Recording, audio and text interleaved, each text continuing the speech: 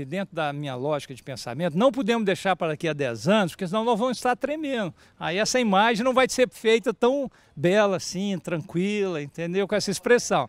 Então, bom, isso é porque nós temos 10 anos de diferença, hein? Apesar que você tem mais cabelo branco que eu.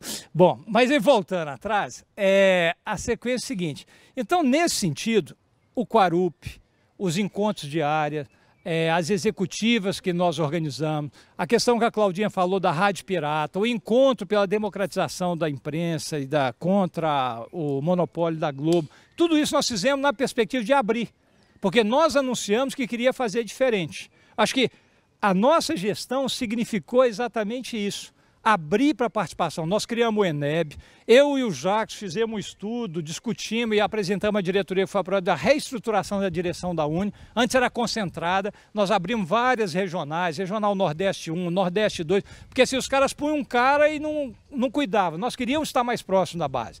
Então nós significamos, aí que vem o exagero de analogia, historicamente vocês me perdoam, mas é só para exemplificar, que eu acho que é a referência com o governo Lula. O governo Lula significou essa abertura de possibilidade. A nossa presença na Uni significou essa abertura de possibilidade. Na Uni, nós não fechamos a conta. Nós disputamos São José, depois o PCdoB não foi na próxima, depois foi na outra, disputou até rever. E reviu, reorganizou, pegou toda a estrutura que nós montamos, pegou toda a estrutura de profissionalização, quer dizer, nós contribuímos para aperfeiçoar o controle e a hegemonia do PCdoB. E a partir daí eles tomaram conta numa linha centralista, verticalizada, etc. Então assim, a existência da geração em fio é essa existência de uma participação mínima de arejamento, de possibilidade, assim, curta. Mas assim, se a gente não transformar o curto em simbólico e abrir o debate, por que eu estou fazendo analogia com o governo Lula? Porque o debate que nós estamos fazendo e que me inspirou essa metáfora ou essa analogia foi a fala do Langoni e do Olavo hoje. Por quê? É isso, quer dizer, nós organizamos um arcabouço legal para manter. Isso dificulta, mas não impede que eles vão destruir. Então, de certa forma, a contribuição que nós podemos dar é a partir da nossa experiência, no espaço localizado, na disputa entre esquerda. Tá? Não vou fazer aquele alarde que o pessoal fala, o PCdoB não é esquerda. É esquerda. Tá? Então, assim, entre esquerda. Só para fechar. Então, assim, entre esquerda, para dominar o poder, nem que seja o poder da Uni, e aí, para o PT, alguém falou hoje que o PT era um partido jovem, acho que foi o Bira, e que, portanto, não tinha essas demandas, para o PCdoB eles entenderam o seguinte, o movimento da UJS, o movimento da Uni é um celeiro de formação de quadros. Eles precisam disso. Os outros partidos também deveriam precisar, mas eles, assim, isso é vital. E dali que eles vão formar. A Uni, pela presença de todos aqui, pela nossa formação, pelo esse encontro, todas as falas, quer dizer, nós produzimos na Uni, mesmo que à margem, quadros políticos que puderam assumir outras tarefas na universidade, no movimento social. Quer dizer, quantas pessoas têm essa capacidade que nós temos de falar, organizar, pôr agenda, negociar? Isso foi dado no embate. Quer dizer, isso é o valor do movimento estudantil. Muitas vezes, vou falar uma brincadeira aqui, mas já pegando o gancho, a gente fala assim, mas qual o papel que o Zé Disseu teve? O Zé Disseu teve um papel de um cara que foi lutador no movimento estudantil e quando assumiu o partido, todo mundo sendo candidato a deputado, ele organizou o partido, porque ele sabia que tinha que ter um instrumento. Agora, hoje, qual que é a nossa situação? Nós não dominamos esse instrumento e esse instrumento hoje está sendo questionado. Não que ele não tenha valor histórico, não que ele não tenha abrangência, peso eleitoral, tudo isso. Mas nós não podemos só apoiar no partido. Então, numa nova configuração, que é o que eu acredito, no sentido talvez anárquico e de reconfiguração em rede, nós podemos ser um ponto numa rede de articulação de um debate sobre esse papel de como organizar. Nós temos experiência.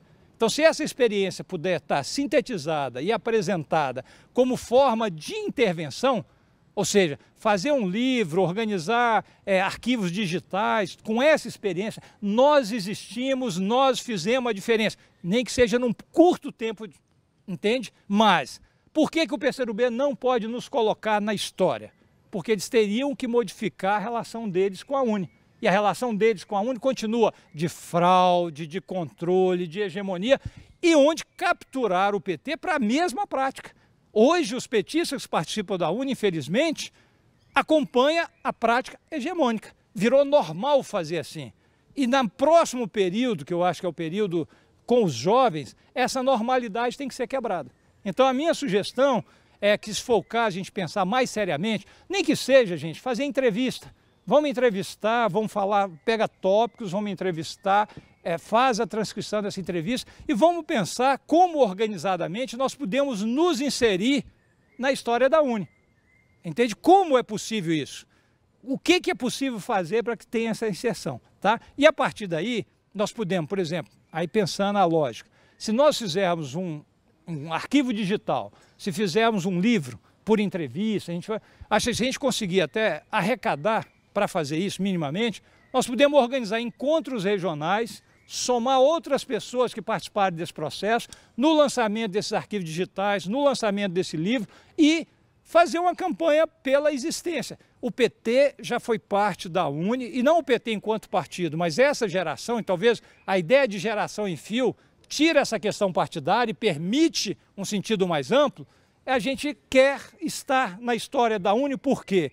Porque nós temos legitimidade, temos trabalho e continuamos. E não é por uma questão pessoal, eu quero estar na história, mas é porque nós fizemos história. E essa história, ela é atomizada, é simbólica, é pontual, mas ela expressa um desejo de participação que é o que está faltando na minha leitura, nessa forma geral, dessa reorganização. Então essa é a minha proposta, assim, dentro das nossas possibilidades. Se for arrecadar, se for pensar, se não der para fazer um livro impresso, se for contratar alguém para fazer entrevista, faz entrevista, mas cria um site, publica, mas minimamente para a gente fazer esse processo. Então é essa que é a sugestão, tá bom?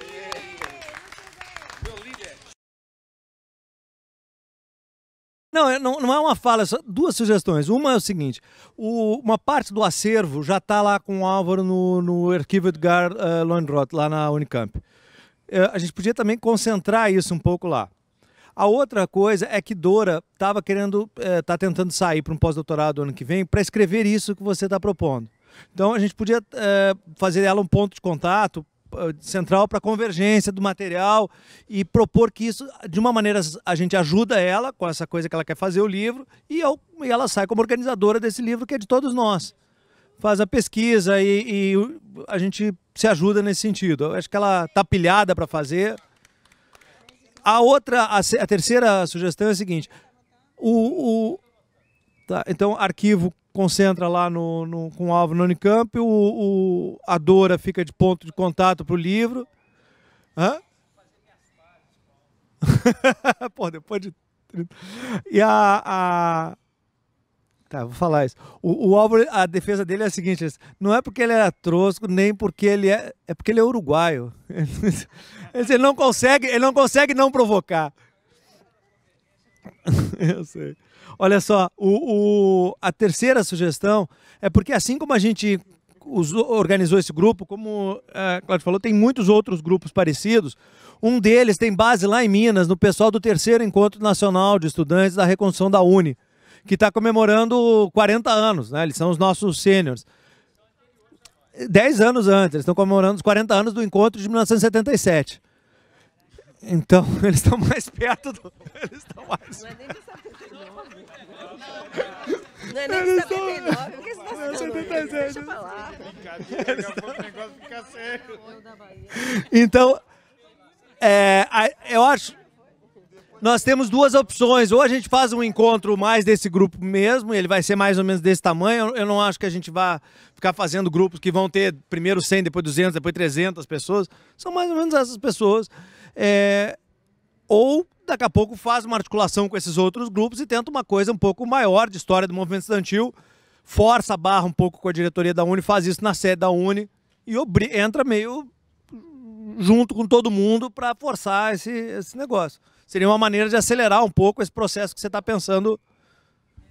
Faz um próximo encontro na sede da UNE com os outros grupos.